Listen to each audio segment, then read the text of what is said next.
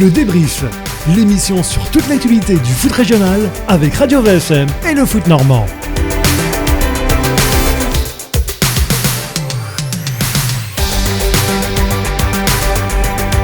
Le débrief chaque lundi avec Radio VFM et Foot Normand. La troisième partie, elle est consacrée, vous en avez pris l'habitude désormais, à l'actualité du foot en Normandie. Évidemment, ce lundi soir, on va se tourner sur la Coupe de France. On disputait ce week-end le 5e tour. À mes côtés, Mathieu Billot de Foot Normand. Salut Mathieu. Salut Christophe, salut à tous. Le débrief, l'émission sur toute l'actualité du foot régional avec Radio VSM et le Foot Normand. La Coupe de France était donc à l'affiche, on le disait, le 5e tour ce week-end. Et il y a eu quelques surprises. La plus retentissante d'entre elles, c'est incontestablement la qualification de la SPTT Caen, pensionnaire de Régional 1, qui a éliminé l'US Avranches, qui évolue, on le rappelle, 3 divisions au-dessus. En National 1, le score 0-0, qualification 4 tirs au but à 3 de la SPTT Caen. Et notre invité, mon cher Mathieu, c'est justement le coach de la SPTT qu'on accueille maintenant. Ouais, salut Laurent. Bonjour à tous. Laurent Dufour, entraîneur-manager général de la SPTT Caen depuis 12 ans maintenant. Coach, félicitations.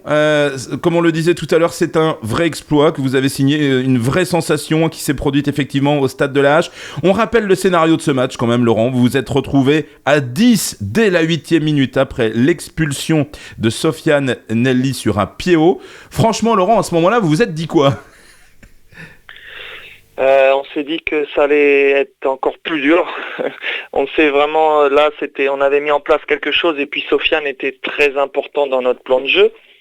Donc quand à la 8e minute, tout s'écroule dans un premier temps. On se dit il va falloir activer le plan B comme on dit et puis passer notre temps à défendre et défendre du mieux possible pour retarder l'échéance. Et puis on l'a retardé jusqu'à la 90e. Donc ça a été bien fait et c'est surtout un grand mérite aux joueurs parce qu'ils ont été très très courageux et il fallait l'être. Oui, on précise juste, pour ceux qui ne le savent pas, il n'y a plus de prolongation en Coupe de France. Donc dès la fin du temps réglementaire et des arrêts de jeu, c'est directement la séance de tir au but. Et donc derrière, vous avez poussé cette équipe d'Avranches à la séance de tir au but. Vous avez tenu le 0-0. Mais au final, vous n'avez pas concédé énormément d'occasions dans le match. Vous avez défendu, mais il n'y a pas eu vraiment beaucoup d'alertes sur vos buts. Non. Après, on a défendu assez bas, donc c'est vrai que après il fallait être performant pour eux sur les coups de pied arrêtés, il fallait être performant dans les 20 derniers mètres, et puis c'est ce qu'ils ont pas réussi à faire. Donc après on a eu une alerte juste dans les arrêts de jeu là où Clément Pagny fait un arrêt. Et sinon c'est vrai que sur l'ensemble du match on a souffert, mais on n'a pas été en danger plus que ça. Ouais, justement, Laurent, quand vous voyez votre équipe tenir le 0-0, le match s'égrener, petit à petit, vous vous dites, mais même à 10, on va le faire finalement, c'est possible ? Ouais, alors moi, plus le match avançait, j'avais aussi cette impression que on n'a pas l'habitude de tenir et souvent on est puni contre ces équipes-là dans les fins de match parce que physiquement on baisse et je me disais pourvu qu'on aille au moins jusqu'au penalty parce que on n'est pas à l'abri d'une erreur voilà, et c'est ce qui a failli arriver dans les arrêts de jeu, donc ça aurait été cruel et puis heureusement ça s'est pas produit. Et donc est arrivée cette fameuse séance de tir au but et qui n'a pas très bien démarré pour vous, car vous avez raté votre première tentative par Kevin Lecacheux, et paradoxalement, pourtant, c'est un spécialiste de l'exercice. Ouais, c'est un spécialiste. C'est notre tireur attitré. Je crois qu'il n'a pas loupé. Je le connais, ça fait un moment, il n'a pas loupé. Donc là, ça commence mal, parce que en plus, c'est notre capitaine, donc il doit donner une dynamique positive et un signal positif aux jeunes. C'est pour ça qu'on lui a demandé de commencer et malheureusement il donne l'effet inverse et là on se dit oh là ça commence mal et puis après les gamins ont su avoir du mental et puis Clément a su aussi redresser la barre, donc à partir de là ça a été très positif et il a fallu être costaud pour les jeunes. Ouais, une soirée forcément chargée en émotions, Laurent, parce que clin d'œil aussi, effectivement, de cette séance de tir au but. Le match avait mal débuté, on le disait tout à l'heure, avec l'expulsion de Sofiane Nelli, et c'est le grand frère, Samy, qui vous délivre. Ouais, c'est le grand frère, c'est Samy. Il fallait qu'il y en ait un qui conclue, et Samy avait les nerfs pour le faire, donc voilà, peut-être qu'il avait une pensée pour son frère aussi, ça l'a sûrement aidé, et puis il met le dernier penalty, donc c'est bien et bravo à lui. D'accord, donc il y a eu plusieurs héros dans la soirée, il y a notamment votre gardien, tu y as fait référence, qui sort 2 tentatives sur les 5 essais avant Chinet. Il fait la parade aussi, tu l'as aussi dit tout à l'heure dans les derniers instants. Il vous offre un petit peu la qualif, quoi. Ouais, après c'est quand on est gardien, qu'on a son âge et qu'on joue contre des équipes comme ça, forcément on est mis on est sollicité et forcément après il suffit d'être dans un bon soir et de provoquer la réussite, et c'est ce que Clément a su faire et il a très bien fait.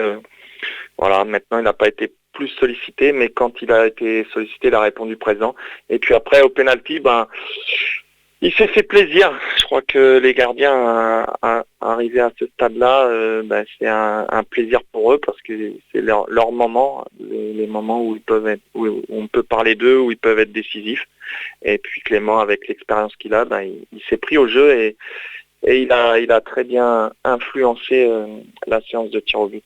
Laurent Dufour, entraîneur-manager général de la SPTT Caen, est l'invité du débrief de Radio VFM et Foot Normand ce lundi soir. Laurent, 48 heures après cet exploit XXL, on peut le dire, dans quel état d'esprit êtes-vous ? On vous a senti évidemment heureux, mais mesuré dans votre réaction d'après-match. Est-ce que, aujourd'hui, là, ce lundi, vous réalisez pleinement ce que vous avez accompli et ce qu'a accompli votre équipe samedi soir ?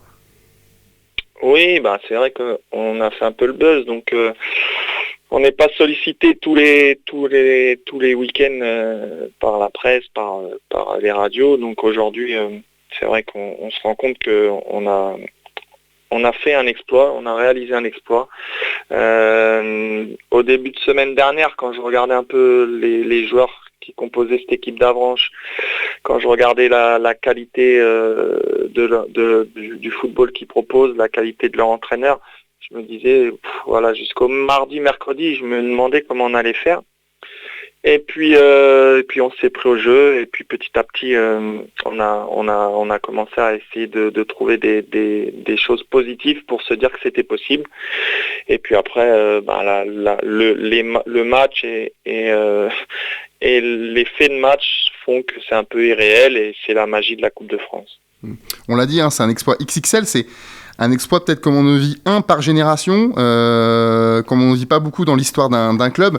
C'est quand même une date qui va marquer l'histoire des PTT quand même. En plus, je pense que vous courriez au niveau des PTT depuis quelques années après cet exploit qui peut faire entrer un club de dimension régionale dans une autre dimension.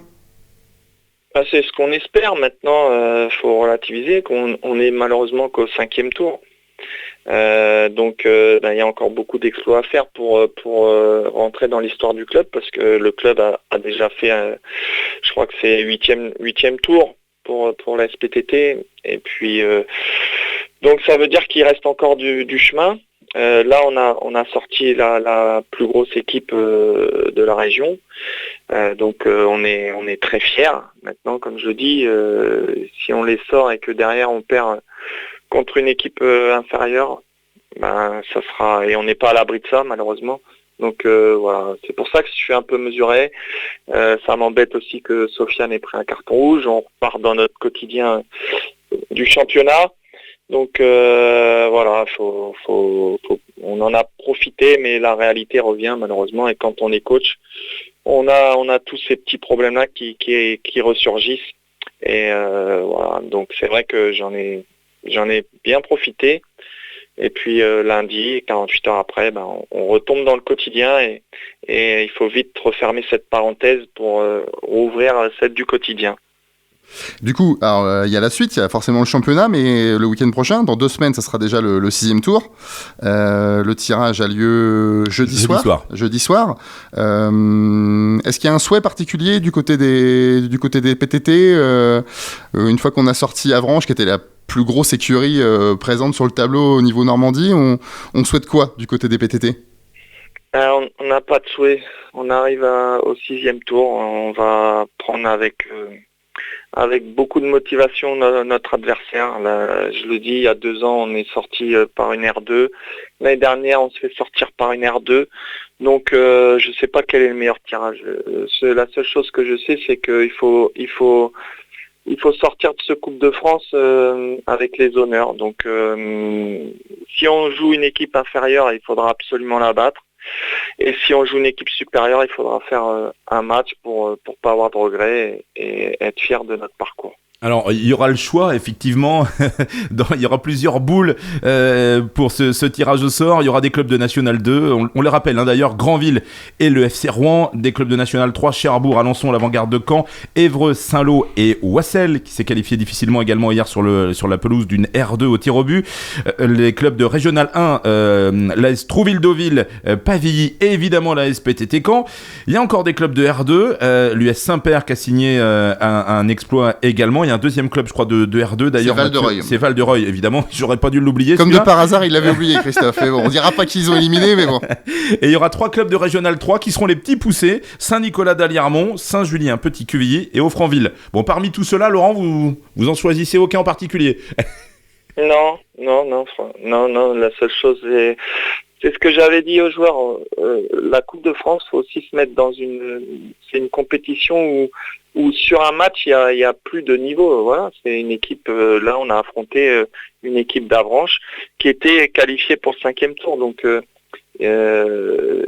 tout est possible. Une équipe de R3, de R2 peut battre une équipe de N3, de R1. Donc tout est possible. On le voit tous les ans. Il y a des exploits. Cette année, on a la chance de pouvoir vivre cette aventure de manière extraordinaire pour l'instant, et j'ai envie qu'elle se prolonge et qu'elle continue. Et on vous le souhaite évidemment. Pour finir, Laurent Dufour, l'entraîneur-manager général de l'ASPTT Caen, est donc l'invité du débrief de Radio VFM et Foot Normand ce lundi. Un mot, Laurent, sur votre club, sur votre projet, qui est véritablement basé sur la formation. Il y avait combien de joueurs issus du CRU samedi soir? Notre projet, il est de former des joueurs, donc d'intégrer à hauteur à peu près de 80% des joueurs issus de la formation. Donc quand on regarde déjà tous nos cadres, c'est des Clément Panier, Kevin Lecacheux, je pense à Thibault Lemasson, Pierre Sorin, c'est des joueurs qui sont au club depuis, je calculais tout à l'heure, minimum 7 à 10 ans de présence au club. Donc ça, c'est déjà ça. Ça veut dire que ça marque les valeurs que sont les nôtres. Et puis ensuite, il y a les petits jeunes. Alors, le Kenéa, Paul Gervais, Exaucé, Sofiane Naili qui jouait, Clément Rioux qui jouait ce match.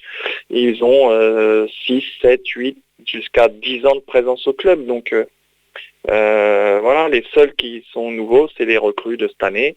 Donc ça veut dire que notre projet, il est aujourd'hui, on a la chance aussi d'en parler, de le mettre en valeur. Mais c'est la SPTT, c'est un club qui forme, mais qui forme pour faire jouer ses jeunes. Donc voilà, donc ça a des défauts parce qu'on a quitté le niveau national 3 il y a 2 ans. Aussi à cause de ça, parce que les jeunes ils sont pas forcément prêts, mais quand ils sont bien encadrés et avec des joueurs du CRU et avec des joueurs surtout des cadres qui ont la mentalité et les valeurs qu'on recherche au club, ça donne une belle équipe et ça donne surtout une équipe qui nous ressemble et une équipe avec des vraies valeurs de club. Ouais, quand on vous entend citer les joueurs les uns après les autres, Laurent, on se rend compte qu'il y a à peu près 80% des joueurs qui ont cette identité PTT qui effectivement soit sortent là des équipes de jeunes, soit y ont évolué avant, et vous en avez cité pas mal. Alors la contrainte quand on forme des bons joueurs, c'est effectivement que parfois on se les fait piquer. On entend beaucoup de clubs se revendiquer du statut de club formateur aujourd'hui, y compris les clubs voisins, la Maladrerie, Mondeville. Mais en fait, c'est factuel. Le club formateur de la région caennaise, c'est la SPTT. Après, tout le monde peut se dire formateur, tout le monde a des... Mais aujourd'hui, la vérité, elle se situe dans les faits. Et on a joué la maladrerie la semaine dernière, il n'y avait pas autant de joueurs, et je crois qu'il y en avait un ou deux. On joue Mondeville ce week-end. Donc moi après j'ai pas commenté les projets des autres clubs, mais la vérité et les faits prouvent que depuis quelque temps, depuis même pas quelque temps, c'est historique, et c'est historique sur la place de Caen. La SPTT Caen est un club connu et reconnu pour son niveau de formation. Alors après, c'est pas simple parce que faut réussir à les garder. Alors quand ils partent pour des projets et pour jouer au-dessus, c'est toujours valorisant, même si un niveau au-dessus ça nous gêne un peu, mais voilà, aujourd'hui à nous de faire en sorte de garder nos jeunes et de les amener et de retrouver ce niveau national. Alors je sais pas quand on le retrouvera, mais de se retrouver ce niveau national et de s'y inscrire dans la durée avec la même philosophie et avec nos jeunes issus du club. Laurent, c'est aussi votre projet, justement, à vous, en tant que coach, formateur aussi, parce que vous êtes entraîneur et formateur. C'est aussi à vous, évidemment, qu'on doit, ce que vous évoquiez tout à l'heure, le fait de former des jeunes et d'être en capacité de les faire évoluer en équipe première. Ça vous convient, vous, ce projet-là, aujourd'hui? Parce qu'il faut se battre tous les ans, vous le dites évidemment, à chaque intersaison, il faut se battre pour les garder, ces jeunes, pour leur faire croire qu'évidemment, on peut réussir ensemble à réinstaller les PTT au niveau national 3. Ça, vous vous inscrivez pleinement, vous, dans ce projet aujourd'hui? C'est ma 12e année au club. Donc j'ai eu la chance de rencontrer des dirigeants qui me font confiance et avec qui on peut mettre en place. Moi aujourd'hui je suis quelqu'un qui aime travailler dans la confiance, qui aime travailler sur des projets. Voilà, donc aujourd'hui le projet du club c'est de faire d'un bon club régional, d'en faire un club de niveau national. On sait les axes de travail, on sait comment on doit fonctionner pour garder nos joueurs et pour arriver à ce niveau-là. Alors après le temps, et on ne sait pas quand est-ce qu'on va retourner au niveau national, mais on sait que le jour où on y retournera, on aura travaillé en amont avec les dirigeants pour durer. Alors après, ce projet-là aujourd'hui, il me convient parce que je suis quelqu'un qui aime travailler dans la durée et puis qui pour aujourd'hui qui a on a une identité de jeu. Donc ça se met pas en place sur le court terme, ça se met en place sur le long terme. Alors après des fois c'est dur parce qu'on doit reconstruire tous les ans quand on perd nos meilleurs jeunes, mais on doit s'atteler et je remercie aussi tous les éducateurs du club. On doit s'atteler à avoir un vrai projet de jeu, un vrai projet humain afin on en forme le plus possible. Oui, Laurent, juste un petit clin d'œil, parce que donc ce week-end, ton équipe, la SPTT, a signé l'exploit. En même temps, en parallèle, il y avait le derby entre le SM Caen et le Havre, et on rappelle peut-être aux plus jeunes que ta première titularisation avec le Stade Malherbe, c'était lors d'un derby contre le Havre, il y a 27 ans. Ça... C'était hier. Merci de me rappeler comprendre l'âge. Non, c'est vrai. Mais c'est des. Moi, j'ai eu la chance. Je suis issu du monde amateur. Moi, j'ai joué longtemps à Mondeville. Et donc je sais ce qu'est le niveau professionnel parce que j'y ai vécu pendant 10 ans. Je sais ce qu'est le monde amateur. Et aujourd'hui, voilà, je fonctionne simplement à des coups de cœur, à des projets. Ça fait 12 ans que je suis à la SPTT Caen. Avant, j'ai pas mal bougé en tant que professionnel. Maintenant, je cherche simplement à vivre au quotidien, à me faire plaisir et à avoir des projets qui soient passionnants. Voilà, quand on est entraîneur, on fait un métier. De passion et peu importe le niveau, à tous les niveaux, on peut trouver chaussure à son pied, comme on dit, et vivre pleinement de sa passion. Donc moi, j'ai eu la chance de connaître le très haut niveau. Il y a 27 ans, j'étais un petit jeune qui débutait et j'ai débuté contre le Havre. Donc je sais ce que c'est un derby quand le Havre. Je sais ce que c'est le niveau professionnel et toute la passion que ça en découle. Et je sais aussi ce que c'est le niveau amateur et toutes les contraintes. Et il y en a beaucoup parce que il faut trouver des idées, il faut trouver des moyens, il faut essayer de convaincre, alors qu'au niveau professionnel c'est un peu plus différent. Mais voilà, donc moi j'ai la chance, voilà, tu le dis, ça fait 27 ans, donc ça fait plus de 27 ans que je vis de ma passion, et j'ai la chance de connaître les deux bouts. Donc voilà, maintenant, aujourd'hui je suis à la SPTT Caen, et je suis très heureux de pouvoir partager des moments de haut niveau avec tous les gens du club, qui pour eux, ça peut être nouveau. Merci beaucoup, merci vraiment Laurent, on a partagé un super moment ensemble à parler foot aujourd'hui. Encore une fois, félicitations à vous et à tout le club de la SPTT Caen pour ce bel exploit signé ce week-end, l'élimination de l'US Avranches. Et puis Laurent, on dit souvent il y a un risque de décompression après la Coupe de France, mais quoi de mieux qu'un derby à SPTT Caen Mondeville pour se remettre dans le pain quotidien du championnat. Ce sera samedi soir à 18h à la Hache, c'est ça? Ouais, on va essayer de surfer un peu sur cette dynamique, et puis surtout ce qui est intéressant, c'est de créer une dynamique club, et j'espère que le match de Avranches a été le début d'une aventure avec tous les jeunes du club, avec les bénévoles, parce que la Coupe de France, on l'oublie aussi, mais c'est pas que nos moments à nous, c'est les moments de tout un club, de tous les jeunes, et ça nous tient à cœur. Et aujourd'hui, on va essayer dès samedi de refaire un match de coupe contre Mondeville, et puis d'adhérer à ça tout un club. Merci sincèrement Laurent, on vous souhaite le meilleur pour la suite et on suivra avec beaucoup d'attention le tirage au sort du 6e tour de la Coupe de France. Ce sera jeudi soir. Très belle semaine Laurent, et à très bientôt. Merci, au revoir.